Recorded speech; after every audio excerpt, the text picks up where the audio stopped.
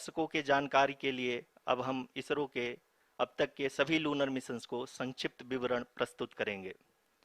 जी हाँ, इसरो का पहला मून मिशन चंद्रयान-1 अक्टूबर 2008 में पीएसएलवी रॉकेट के द्वारा सफलतापूर्वक प्रक्षेपित किया गया था। चंद्रयान-1 ने चंद्रमा के सतह पर पानी की खोज करके पहले ही इतिहास रच चुका है। यही कारण है कि आजकल विश्व के तमाम अंतरिक्ष वैज्ञानिक और स्पेस एजेंसियां चंद्रमा को और करीब से जानने के लिए उत्सुक दिख रही हैं। अगर हम बात करें चंद्रयान-2 की, जो इसरो का दूसरा मिशन है, जुलाई 2019 में इसरो के सबसे ताकतवर रॉकेट LVM-3 द्वारा सफलतापूर्वक प्रक्षेपित किया गया था और आज भी लगभग 4 साल बाद यह चंद्रमा के 100 किलोमीटर के सर्कुलर ऑर्बिट में घूमते हुए बहुत ही उत्तम क्वालिटी का डेटा प्रदान कर रहा है। मिशन के प्रारंभ में इसकी आयु 1 साल निर्धारित की गई थी, परंतु LVM-3 द्वारा बहुत ही सटीक इंजेक्शन और मिशन मैनेजमेंट की वजह से चंद्रयान-2 काफ़ी लंबे समय तक कार्यरत रहेगा। अब तक चंद्रयान-2 चंद्रमा के लगभग सभी भागों का चित्र ले चुका है। इसका एक बहुत ही महत्वपूर्ण पेलोड OHRC यानी कि ऑर्बिटर हाई रेजोल्यूशन कैमरा विश्व का सबसे बेहतरीन कैमरा है, जो कि चंद्रमा के सतह का लगातार पिक्चर भेज रहा है। अब मैं आरुषि जी से निवेदन करूंगा कि वो आप लोगों को इसरो के वर्तमान मिशन चंद्रयान-3 के बारे में बताएं। अभी आपने मिश्रा जी के द्वारा सुना इसरो के अब तक के लूनार मिशंस का विवरण। अब चलते हैं towards Chandrayaan-3, the follow-up mission of Chandrayaan-2, which has been designed to accomplish our mission goals. The primary objective of Chandrayaan-3 mission is the demonstration of safe and soft landing on the lunar surface. This demonstration is a critical aspect for ISRO's future interplanetary missions. In addition to this, the mission objectives also include demonstration of roving capability and conduction of in situ scientific experiments on Moon's surface. Carried on the shoulders of India's heaviest rocket LVM-3 on the 14th of July, Chandrayaan-3 was placed in the precise elliptic parking orbit of size 170 by 36,500 kilometers. ISRO, in its mission plan of following the incremental trajectory approach, carried a total of 5 earthbound maneuvers. The fifth apogee-raising maneuver, which took place on the 25th of July, placed the spacecraft in an orbit of 250 by 1,27,000 kilometers. At the early hours of 1st August, the translunar injection was carried out, after which the composite module began the final leg of its long journey of nearly 3,84,000 kilometers for its rendezvous with the Moon. The TLI was a key step in the mission, enabling the spacecraft to escape Earth's gravitational pull and travel to the Moon. An orbit of 288 by 3,69,328 kilometers was achieved at the end of the translunar injection. जी हाँ, translunar injection किसी भी interplanetary mission के लिए बहुत ही आवश्यक परंतु कठिन operation होता है। इस सफल मैन्यूवर के बाद चंद्रयान-3 पृथ्वी से दूर निकलकर चंद्रमा के प्रभाव क्षेत्र में एक हाइपरबोलिक ट्रेजेक्टरी के द्वारा पहुंचाया गया। पुनः 5 अगस्त 2023 को लूनर ऑर्बिट इंसर्शन के द्वारा चंद्रयान-3 को 160 किलोमीटर के पेरिलून और 18,000 किलोमीटर के अपोलून के साथ चंद्रमा के इलिप्टिकल ऑर्बिट में स्थापित कर दिया गया। TLI के तरह LOI भी एक बहुत जटिल ऑपरेशन होता है। इसमें हमें यह ध्यान देना आवश्यक होता है कि उपग्रह के वेगमान को एक निश्चित बिंदु से घटाया जा सके, अन्यथा उपग्रह चंद्रमा के प्रभाव क्षेत्र से बाहर निकल जाएगा। LOI के सफलतापूर्वक परिचालन के बाद चंद्रयान-3 की कक्षा को 4 बार और परिवर्तित किया गया। इस दौरान चंद्रमा की अधिकतम ऊंचाई को घटाकर 160 किलोमीटर कर दिया गया। इस पूरी प्रक्रिया में प्रपल्सन मॉड्यूल का लगभग 755 किलोग्राम ईंधन का उपयोग हुआ और चंद्रयान-3 के वेगमान को लगभग 850 मीटर प्रति सेकंड कम कर दिया गया। लैंडर मॉड्यूल को लगभग 150 किलोमीटर के सर्कुलर ऑर्बिट में स्थापित करने के बाद 17 अगस्त 2023 को प्रपल्सन मॉड्यूल से अलग कर दिया गया। पुनः लैंडर मॉडल के ऑर्बिट को 2 डीबूस्ट मैन्यूवर्स के द्वारा 150 किलोमीटर के सर्कुलर ऑर्बिट से घटाकर 25 गुणे 130 किलोमीटर के एलिप्टिकल ऑर्बिट में स्थापित कर दिया गया। इस दौरान यह भी सुनिश्चित कर दिया गया कि 800 न्यूटन के चारों थ्रोटल थ्रस्टर्स पावर डिसेंट के समय किसी भी चुनौती का सामना कर सकें। लैंडर मॉड्यूल इस ऑर्बिट में 4 दिन तक चंद्रमा की परिक्रमा करता रहा ताकि इसके सभी सबसिस्टम को पावर डिसेंट से पहले कार्यात्मक रूप से वेरीफाई और वैलिडेट किया जा सके। इस दौरान चंद्रयान 2 और लैंडर मॉड्यूल की आपस में बातचीत भी हो चुकी है। और संक्षेप में अब तक की यात्रा की बात करें तो लैंडर मॉड्यूल अब तक 21 बार पृथ्वी के और लगभग 120 बार चंद्रमा का चक्कर लगा चुका है और इस पूरी यात्रा में लगभग 55 लाख किलोमीटर की यात्रा भी पूरी कर चुका है।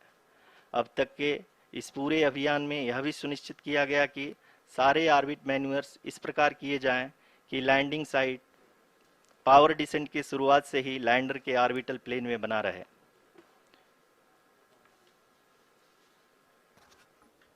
Make it further That is true complicated. indeed. We have arrived at the crucial juncture wherein the orbit plane contains the desired landing site at the start of powered descent.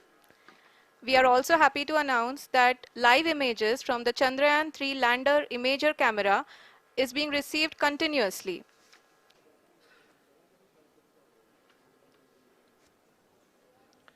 At the same time, we can see the altitude of the lander is just 17.8 kilometer from the moon surface, which is going to be around 7.4 at the end of the rough braking phase.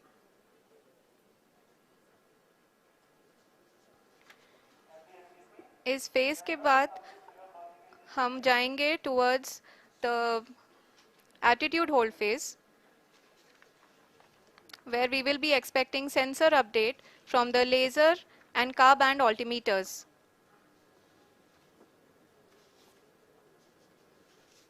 We can see the visualization of the lander module moving towards the moon's surface. The current altitude is nearly 15.2 kilometers and the distance traveled is 754 kilometers. We can also see the image that the lander imager camera has been providing. जी हाँ, इस rough breaking phase के दौरान 800 Newton के चारों throttle engine अपने कार्य को पूरी तरह से अंजाम दे रहे हैं और लैंडर के हॉरिजॉन्टल वेलोसिटी को लगातार कम कर रहे हैं। अब तक लैंडर लगभग अपने 75 से 80% की यात्रा को पूरा कर चुका है।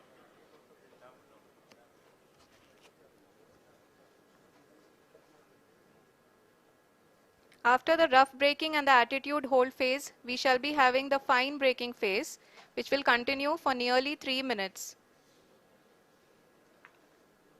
The whole phase is being driven by the autonomous landing sequencer and there is no intervention from ground.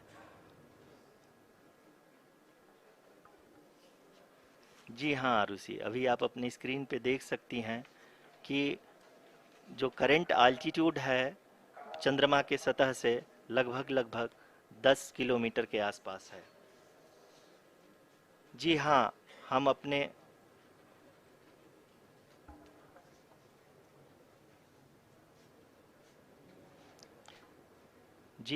हमारे प्रधानमंत्री जी श्री नरेंद्र मोदी जी हम सभी का उत्साहवर्धन करने के लिए दक्षिणी अफ्रीका के जोहानसबर्ग से जुड़ गए हैं।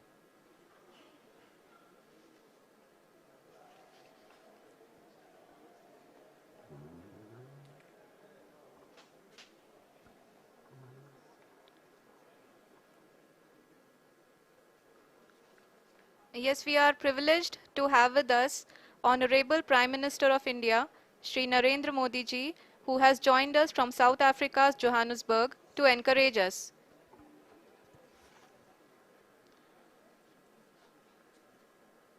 जी हाँ, आप ये देख सकते हैं एल्टीट्यूड होल्ड फेज भी बहुत ही आसानी से लैंडर फेज ने पार कर लिया है और अब फाइन ब्रेकिंग की शुरुआत हो चुकी है। अभी हम ये देख सकते हैं कि लैंडर की ऊंचाई लगभग 5.6 किलोमीटर है, जो कि इस फेज के उपरांत लगभग 800 मीटर हो जाएगी।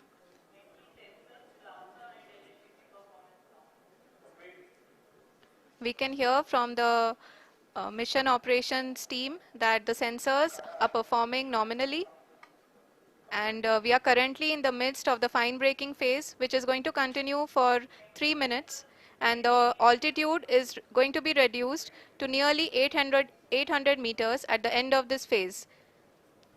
जी हाँ, जैसा कि आरुषि जी ने बताया कि लगभग 3 मिनट के उपरांत लैंडर की हाइट लगभग 800 मीटर वर्टिकली होगी और यहाँ पे लैंडर की horizontal velocity, vertical velocity, even down range भी लगभग शून्य होगा। We can see the visual of the lander module, and we can see that the downrange traveled is nearly 831 kilometers.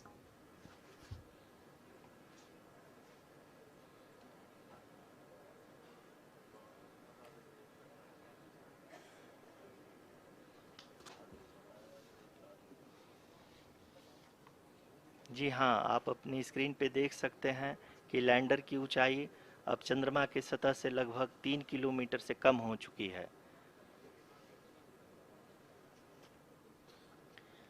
We are very close to the moon's surface, nearly 2.6 kilometers, as we can see.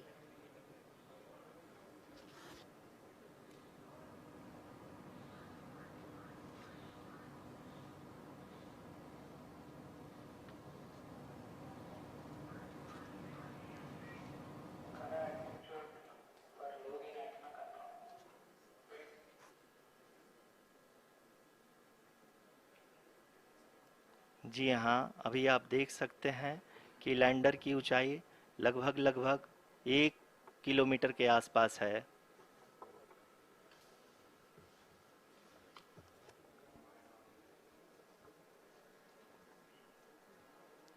We are nearing the final phase of the power descent, which is going to be the vertical descent phase or the local navigation phase. जी हाँ, अब हम fine breaking wave के एकदम करीब आ चुके हैं। हाँ, आप तालियों के गड़गड़ाहट से सुन सकते हैं कि हम लोगों ने तीसरे चरण को भी बहुत ही सफलतापूर्वक हासिल कर लिया है और अभी हम वर्टिकल डिसेंट फेज में आ चुके हैं, जिसकी शुरुआत भी बहुत ही अच्छे ढंग से हो चुकी है।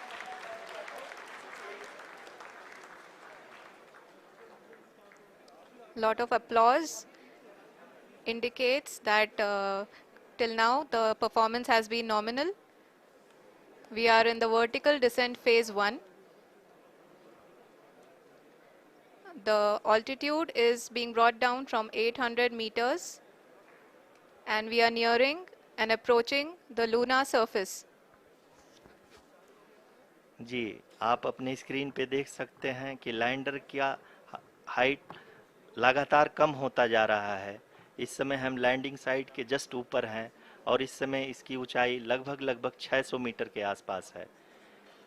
इस फेज के दौरान लगभग 150 मीटर के ऊंचाई पे पहुंचने के बाद लैंडर अगेन लगभग 20 से 22 सेकंड के लिए हॉवरिंग करेगा। We are above the landing site.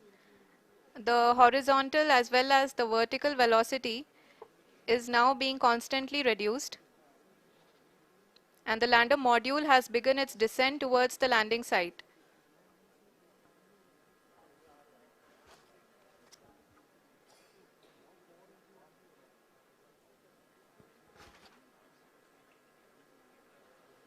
जी हाँ, आप अपने स्क्रीन पे देख सकते हैं ये जो पथ निर्धारित किया गया है, लैंडर पूरी तरह से उसी को ही फॉलो कर रहा है। इस समय हम लगभग 200 मीटर की हाइट से भी कम आ चुके हैं।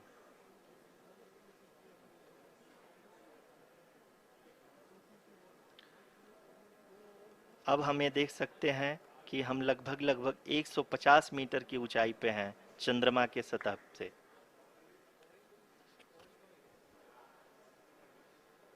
We are approaching the vertical descent phase 2, which will have the lander module hovering at nearly 150 meters above ji the हाँ। lunar surface.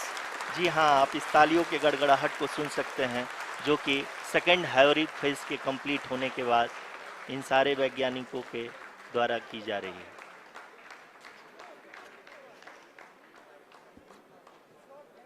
जी हाँ, आप अगर फिर से ध्यान से देखें तो एल्टीट्यूड पुनः कम होता जा रहा है।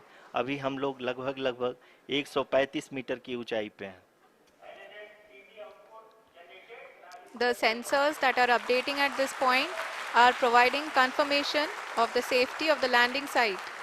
As expected, the retargeting is going on, and this is a very good signature for the lander. अभी आप ये देख सकते हैं कि लैंडर की ऊंचाई लगभग 65 मीटर के आसपास बची हुई है।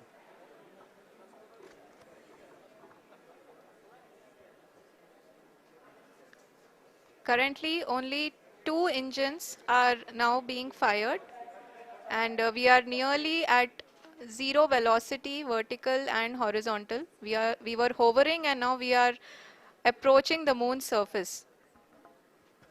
धीरे धीरे लैंडर की वेगमान को कम किया जा रहा है और हम अब लगभग 50 मीटर से भी कम आ चुके हैं।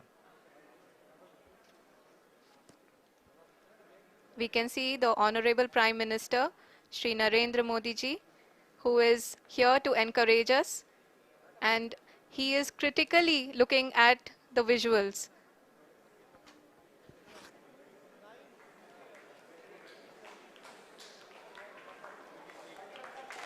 जी हाँ, आप अपनी स्क्रीन पे देख सकते हैं कि हम लैंडर मॉड्यूल